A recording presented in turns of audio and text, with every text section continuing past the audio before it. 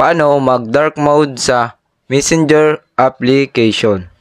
Punta lang tayo sa Messenger application. At dito sa homepage, ayan, makikita nyo siyang dito, itong pinaka mismong background ng kanyang homepage is puti. Gagawin nating black or tinatawag na dark mode. So, punta lang tayo dito sa may menu. At dito sa menu, punta tayo sa may settings. At settings, scroll down nyo lang hanggang makita nyo itong dark mode. So, ayan, click natin to. Yan guys, naka-off ang ating dark mode. So, para ma-turn on natin, pindutin lang natin itong on button.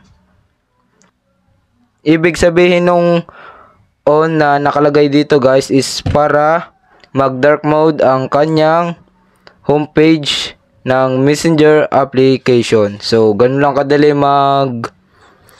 turn on ng dark mode sa Messenger application. At kapag may katanungan kayo, comment down below. At kapag hindi ko pa kayo subscriber, mag-subscribe lang kayo sa aking YouTube channel.